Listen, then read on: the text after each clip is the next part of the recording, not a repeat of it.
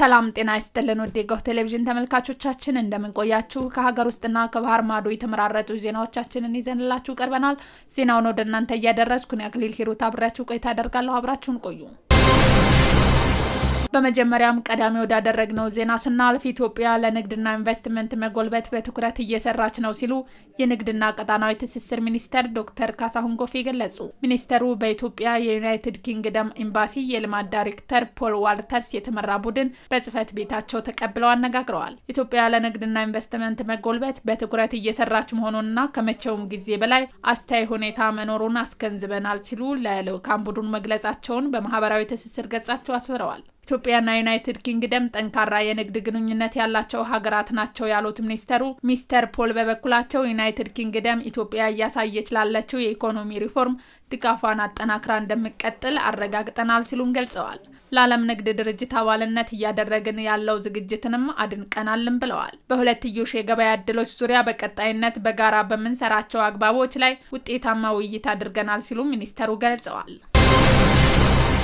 የአዲስ አበባ ከተማ ቀላል ባቡር ትራንስፖርት አገልግሎት ከፊታችን ሰኞ ጀምሮ በተመረጡ የቲኬት መቁረጫ ጣቢያዎች የዲጂታል የቲኬት ሽያጭ በሙከራ ደረጃ እንደሚጀመር አስታወቀ የዲጂታል የቲኬት ሽያጩ በዳግማዊ ሚኒሊክ ጦር ኃይሎች አያት ስቴዲየምና ቃልቲ መስመሮች በሙከራ እንደሚጀመር የአገልግሎቱ ዋና ስራ አስፈጻሚ ዶክተር ብርሃኑ አበባው ገልጸዋል የባቡር ቲኬት መቁረጫ ሱቆች ከባቡር ጣቢያዎች የራቁ በመሆናቸው ቲኬት ለመግዛት ያሉ እንግልቶችን ለማስቀረት ሲባል አገልግሎቱን ዲጂታላይዝድ ማድረግ አስፈልጓልም ብለዋል ተገልጋዮቹ በቴሌብር በኩል ቲኬት መቁረጥ እንደሚችሉ ጠቅሰው ሞባይል ለሌላቸው ተገልጋዮች የወረቀት ቲኬት እንደሚቀጥልም አስታውቀዋል ለዝርዝር ወደ ያዝናቸው ዜናዎቻችን ስናልፍ ዶክተር አለሙ ስሜ በተባበሩት መንግስታት የመንገድ ደህንነት ፈንድ የቦርድ አባል ሆነው ተሾሙ የትራንስፖርትና ሎጂስቲክ ሚኒስተር ዶክተር አለሙ ስሜ በተባበሩት መንግስታት የመንገድ ደህንነት ፈንድ የቦርድ አባል ሆነው ተሾመዋል ቁም ነገር ሽፈራው ዝርዝር አላት ኢትዮጵያ ሀገራዊ የመንገድ ደህንነት ስትራቴጂ በመቅረጽና የመንገድ ደህንነት ትምህርት በስርዓተ ትምህርት ውስጥ እንዲካተት በማድረግ የወሰደችው እርምጃ የመንገድ ደህንነትን ለማስፈን ያላትን ቁርጠኝነት ማሳያ መሆኑን ለሚኒስትሩ በተጻፈው የሹመት ደብዳቤ ተገልጿል በኮሪደር ልማት ፕሮጀክት ስራዎች የተገነቡ ምቹ የብስክሌትና የእግረኛ መንገዶች እንዲሁም የተሻሻሉ የመንገድ ትስስር ስራዎች እንደ ሀገር የትራንስፖርት መሰረተ ልማት ቅንጅትን የሚያሳድጉ መሆናቸውም በደብዳቤው ተጠቁሟል የአፍሪካ ኢኮኖሚ ኮሚሽን ኢትዮጵያ በመንገድ ደህንነት ላይ ያላትን ቁርጠኝነትና የምታደርገውን ጥረት መገንዘብና እውቅና በመስጠት ዶክተር አለሙ ስሜ በዩኤንአርኤስኤፍ ስር የባለአደራዎች ቦርድ የቦርድ አባል ሆነው መሾማቸውን አሳውቋል የሚኒስተሩ በቦርድ አባልነት መሾም ኢትዮጵያ ልምዷን ለሌሎች ሀገራት እንድታጋራና ከመላው ዓለም በመንገድ ደህንነት ላይ የተሻሉ ተሞክሮችን እንድታገኝ መልካም አጋጣሚ የሚፈጥር እንደሆነም የትራንስፖርትና ሎጂስቲክ ሚኒስተር መረጃ ያመላክታል ዩኤንአርኤስኤፍ በፈረንጆች 2018 ሚያዝያ ወር ላይ የተመሰረተ ሲሆን በዓለም አቀፍ ደረጃ ከፍተኛ ጠቀሜታ ላላቸው ፕሮጀክቶች ተጨማሪ ገንዘብ የማሰባሰብና የመንደፍ ስራን የሚሰራ ተቋም ነው የኤሌክትሪክ ታዳሽ ኃይል ተጠቃሚ ተሽከርካሪዎችን በማላመድ አረንጓዴ ልማትን ለመገንባት ባለድርሻ አካላት በቅንጅት ሊሰሩ እንደሚገባ የትራንስፖርትና ሎጂስቲክ ሚኒስተር ዶክተር አለሙ ስሜ ገልጸዋል ብሌን ተሾመ ዝርዝር አላት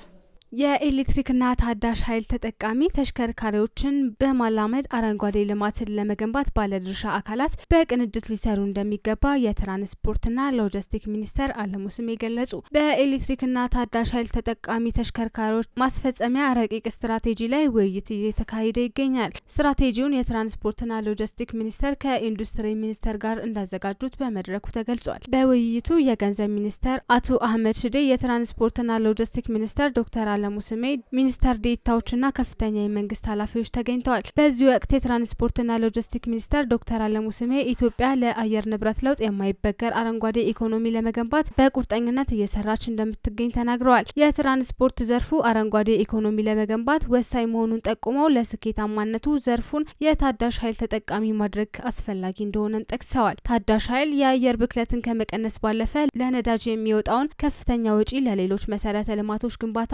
ለማዋል ያስችላል ነው ያሉት። ከተሞችን ጽዱና ስማርት ለማድረግ የጎላ ሚና እንዳለው ጠቅሰው ለዚህ ደግሞ የኤሌክትሪክና ታዳሽ ኃይል ተጠቃሚ ተሽከርካሪዎችን ማስፋፋት እንደሚገባ ተናግረዋል። ይህን ለማሳካት የሁሉም ቅንጅት የሚጠይቅ ነው ብለዋል። መድረኩ የኤሌክትሪክና ታዳሽ ኃይል ተጠቃሚ ተሽከርካሪዎች ማስፈጸሚያ ረቂቅ ስትራቴጂ ላይ ከመወያየት ባለፈ ወደ ተጨባጭ ስራ መግባት የሚያስችል መሆኑን አስታውሰዋል። በዚህም ታዳሽ ኃይል የሚጠቀሙ ተሽከርካሪዎችን በስፋት ስራ ላይ ለማዋል የሚመለከታቸው አካላት በቅንጅት እንዲሰሩ ጥሪ አቅርበዋል። ወደ ውጪ ዜናዎቻችን ስናልፍ የሩሲያና የቻይና የጦር መርከቦች የሚያሳይ ተኩስ ልምምድ አካሄዱ።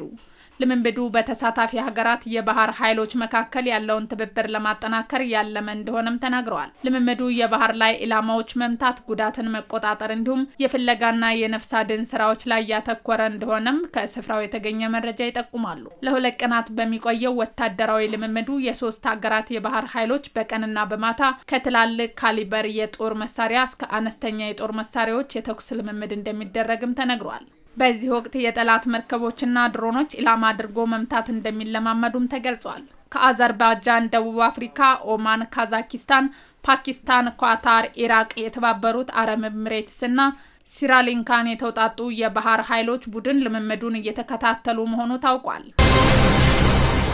የአውሮፓ ህብረት የአሜሪካው ፕሬዝዳንት ዶናልድ ትራምፕ በህብረቱ አባል ሀገራት ምርቶች ላይ ለጣሉት ቀረጥ የአጸፋ እርምጃ እንደሚወስድ አስታወቀ። ብሌን ተሾመ ዝርዝር አላት። የአውሮፓ ህብረት የአሜሪካ ፕሬዝዳንት ዶናልድ ትራምፕ በህብረቱ አባል ሀገራት ምርቶች ላይ ለተጣሉ ቀረጥ የአጸፋ እርምጃ እንደሚወስድ አስታወቀ። ትራምፕ ከአውሮፓ በሚገቡ የብረትና የአልሙኒየም ምርቶች ላይ ቀረጥ መጣላቸው ይታወሳል። የአውሮፓ ህብረት በአጸፋው 26 ሚሊዮን ዩሮ ዋጋ ባላቸው የአሜሪካ ምርቶች ላይ ቀረጥ እንደሚጥል ገልጿል። የህብረቱ ኮሚሽን ፕሬዝዳንት ኡርሱላ ቮን ደር ሌየን በዋሽንግተን ምርት ላይ ጠንካራ ግን አግባብነት ያለው እርምጃ ይወስዳል ብለዋል። ቀረጡ ሞተር ሳይክል፣ ጀልባ እና ውስኪን ጨምሮ በሁለት አይነት የአሜሪካ ምርቶች ላይ የሚጣል መሆኑን ነው የገለጹት። ከዛሬ ምሽት ጀምሮ በሚተገበረው የትራምፕ እርምጃ መሰረት ማንኛውም የአሜሪካ ኩባንያ ከአውሮፓ ብረትና አልሙኒየም ሲያስመጣ 25% ቀረጥ መክፈል ይኖርበታል ብለዋል። ይህ የትራምፕ እርምጃ ግን የአሜሪካ ወዳጅ የሚባሉ ሀገራትን ጨምሮ ከአውሮፓ እስከ እስያ ተቃውሞ ያጋጠመው ሲሆን ሀገራትም ተመጣጣኝ ያሉትን የአጸፋ እርምጃ እንወስዳለን ብለዋል። ትራምፕ ይህንን ማድረግ ከጀመረበት ጊዜ ጀምሮ አሜሪካን ጨምሮ በእስያና በአውሮፓ አክሲዮን ገበያ ዋጋ ላይ መዋዠቅ ማሳየቱን ሮይተርስና ቢቢሲ አስነብበዋል። ውድ ተመልካቾቻችን ለዛሬ ያዘጋጀንላችሁ ዜናዎቻችን እነዚህን ይመስሉ ነበር። አብራችሁን ስለነበራችሁ ከልብ እናመሰግናለን። በያላችሁበት ሰላም